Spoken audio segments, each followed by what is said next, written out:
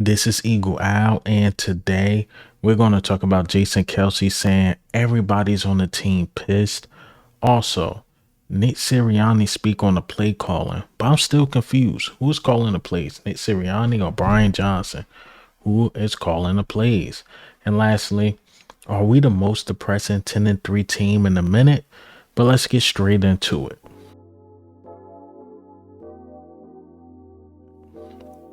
All right, so let's get straight into Jason Kelce, man.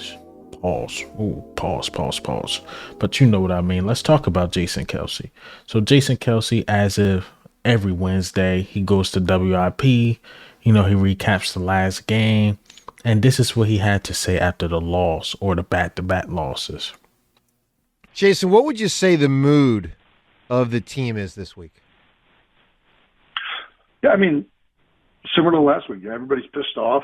Not only pissed off at the loss, but losing in the way we have, and now it's going to be even more intensified. Everybody's going to be whenever you're facing adversity, everyone's senses are heightened, right? You get into this,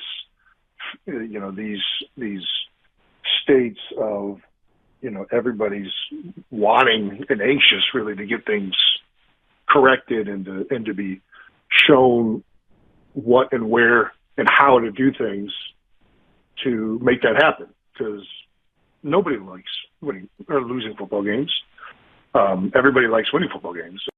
He's saying everybody's pissed, which I believe, but I can't buy it right now, y'all. I simply can't buy it. And I love Jason Kelce, but y'all told me the same thing against the 49ers.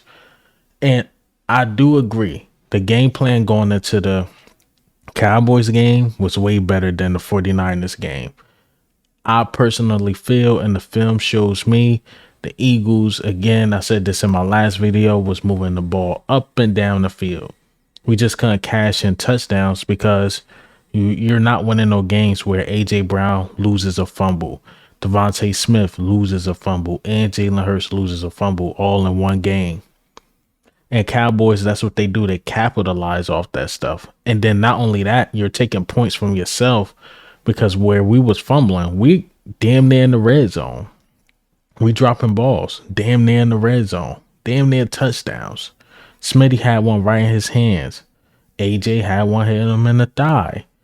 I'm just saying, I get it. Everybody's pissed going into Seattle, and we got to win that game in Seattle, but I can't buy it right now. I just simply can't buy it, and I got to wait and see it. We're going to wait and see. You know how us Eagles fans are. We're not Cowboys fans. The players just don't say something, we get hyped. The owners just don't say something, we get hyped. We got to see it. At this point, we got to see results, man, because Eagle fans are pissed. We are pissed. We go into the season, high expectations, honestly, up until now, they met those expectations, but we always question, how long can this last? Winning these one possession games, not really scoring in the first half, not getting a fast start. How long can that last? Imagine when you run into really good teams. Are we capable of just coming back against those really good teams? These past two games say no. But if you say the past like 5 games, they will say yes. Like the Miami Dolphins, like the Cowboys the first time. Was the Chiefs, the Bills, but only so long that can last, because not saying we're not super capable of doing it. We could do it from time to time, but if it's happened back to back to back, defense get tired, offense get tired. Like you want to stomp on some dudes next, man. So let's see what we can do against the Seattle Seahawks, and we're gonna see how really pissed this team is, because not only that we're pissed, Seattle's pissed too. They had 2 hard-fought games. I will say that. The one against the Cowboys, which they should have won, but it was boneheaded stuff.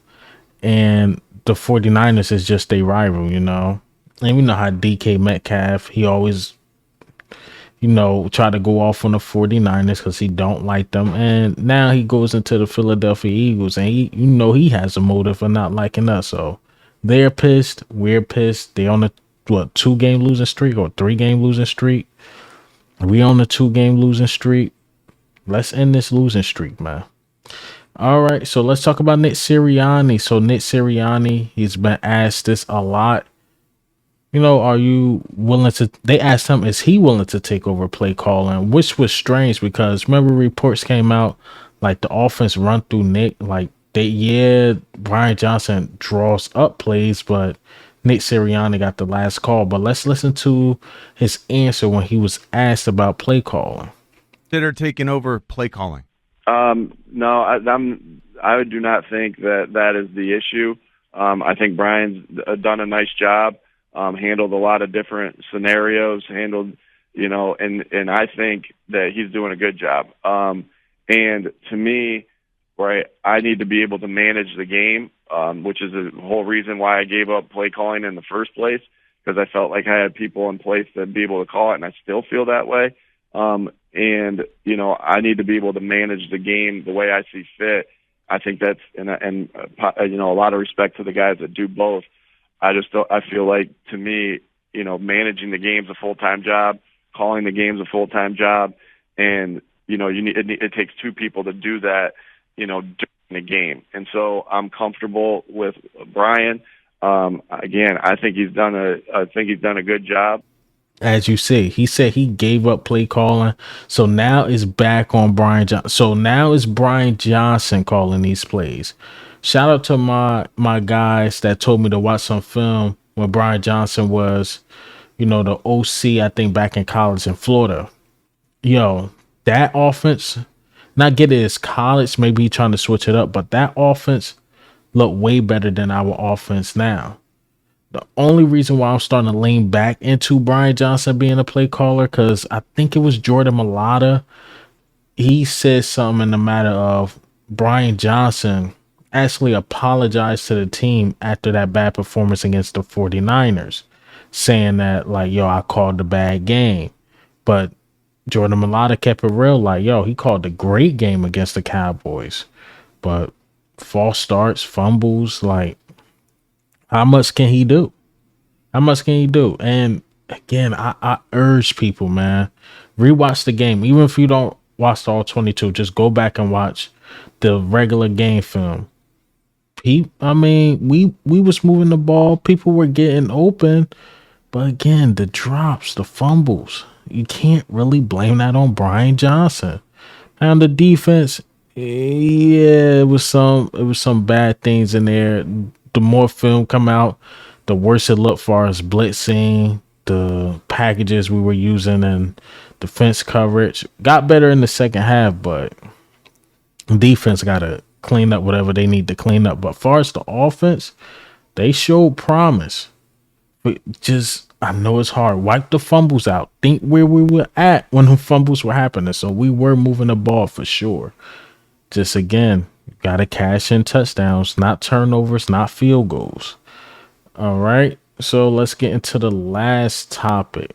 Are we the most depressing 10-3 team?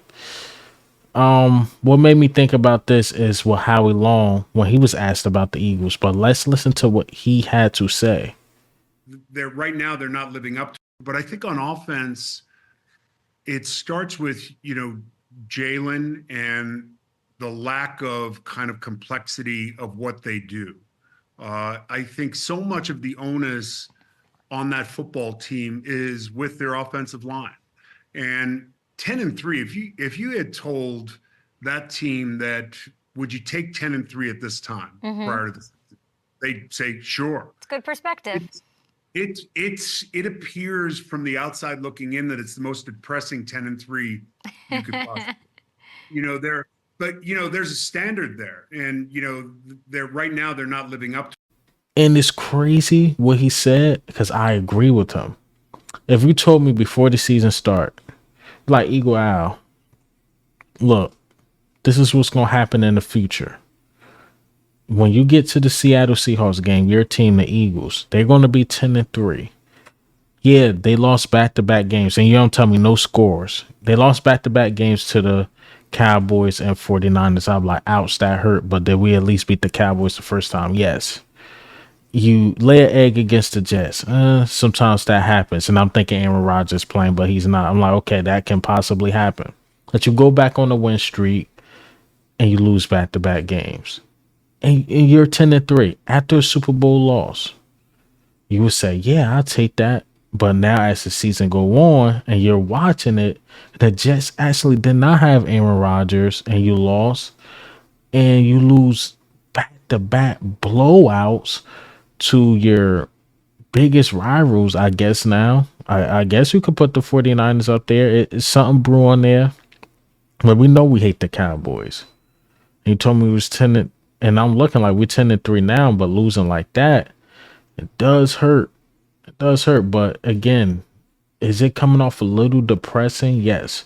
Should we be happy? Yes. Because when you look at these other teams around the league, I mean, we could be easily fighting for a playoff spot, but we're right there. Like, we're right there. Win this game against Seattle, you clinch, then you just went out. You could at least get the second seed, have some home games, man. Could at least get the second seed. I don't think the 49ers went out. If they do, I will be surprised. But with our schedule, we can. I get it. The guy in New York, everybody like, and people think he could trip up the Eagles. We will see. I doubt it. But we can definitely win out. But is this, again, coming off a little depressing? Yes, it is. We should really enjoy where we at. You was first seed last year. It's a possibility you can be first seed again. If not, second seed. That's really good, man. That's really good. I'm trying to steer us the right way because it's Thursday. We got to move on to Seattle, man. Too hard fought. Too hard fought. I wish it was hard fought. But 2 lackluster games. Eagles, we got to step it up, man. But hey, man, what do you think? How do you feel about the news today? Nick Sirianni, is he the play caller? Is he capping to us or not? Also, Jason Kelce saying everybody pissed. I gotta wait to see it. And are we a depressed 10-3 team? But this is Eagle Owl, man. I'm out.